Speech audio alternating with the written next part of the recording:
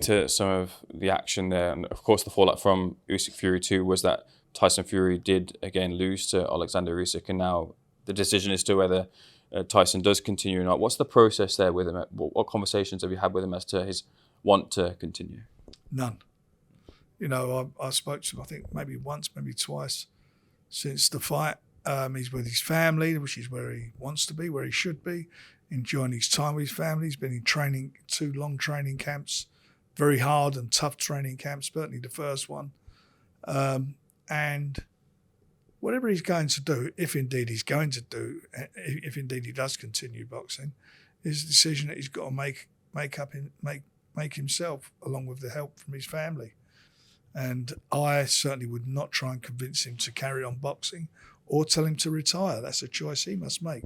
He's a young man. The 2 tough fights he had with Usyk, they were tough fights for both those guys. There wasn't a lot in it. I'm giving my views what I thought the decision was, but they were very close fights. And there will always be a close fight between the 2 of them. And, you know, Tyson's a great, great fighter, the same as Usyk. For anybody, they're going to be a handful. And all these young bucks who are coming through and want to establish themselves, they're going to have to fight them down the road if indeed both of them carry on. Yeah, I do hear, when I hear interviews from fighters specifically, they see it as a lot closer fight than it was apparently to the 3 judges sitting ringside there. Everybody does. You know, I generally did think he won it. I'm not, but I've watched it back and it was a close fight. My gripe is not against who won the fight. It was the judge's scoring of the fight. It is impossible, and I'm banging on about it again. I said I wouldn't talk about this anymore in 2025, but it's impossible on one of the judges' card that he could not have won 1 round in the last 7 rounds, and the other 2 only gave him a round apiece. I've been in boxing a long time, and I'm biased, but I don't believe that was the case, and I've spoken to a lot of people. Like you said, a lot of fighters have said it's a close fight. I've not seen anybody saying, you know, he pissed it or whatever. It was a close fight. And a lot of people who are neutral, certainly in America, good judges, you know, they said it was nothing. A couple of them actually said it was a draw. Like Tom Hauser again said he felt it was a draw. Yeah, I spoke to Tom and he said it was a draw, yeah. There you go. I just want to go back to that fight week, and there was some conversation surrounding, as there was quite a bit from the first fight, about the corner and whether John Fury would be in the corner. It turned out he wasn't in the corner. Do you know as to why John wasn't in the corner on the night? That was their choice. That was what they all chose to do. They felt that was the best thing to do, or the way forward, and that's how it turned out to be.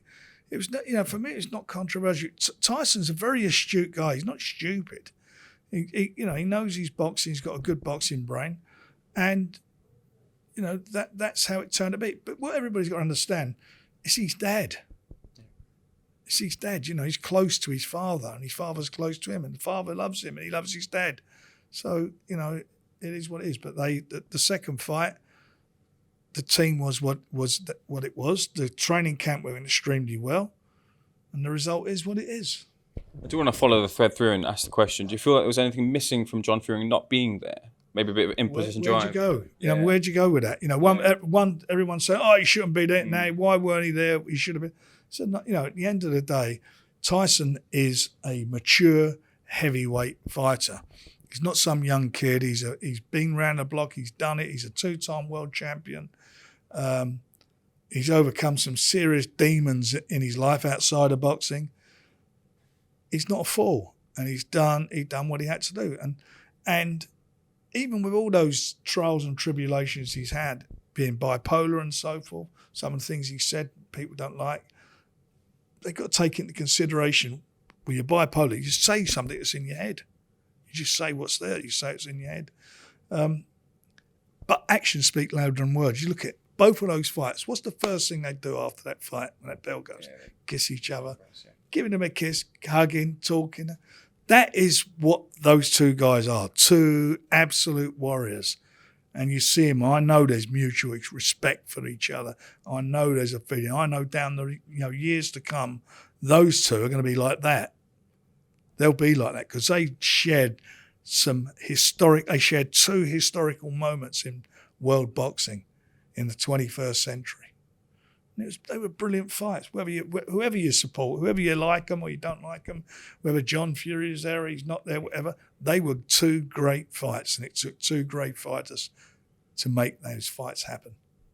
Outside of Tyson Fury's boxing ability, he's got an ability himself to just sell a fight from some of the words he say. Like you mentioned, some do like it, some don't like it, sure, but he sells a fight. He's very capable of doing that. If the lay of the land is that he doesn't choose to continue, that's boxing losing one of the brightest lights. Does boxing, in some senses, need Tyson Fury to continue to fight because of the big nights, the big appeal, the big broad appeal that he brings to the sport? Look, what boxing needs and what Tyson needs may be two different things. What Tyson needs is to have peace of mind, and what Tyson needs is to have a life outside of boxing. And whether that's now or a year's time or 2 years' time, it will happen, because that's what happens in boxing. There comes a point in your career, and it's the fighter who normally knows first. It's the last to admit it. It comes to a point where your career in the ring ceases. Boxing does need him, and he would be great.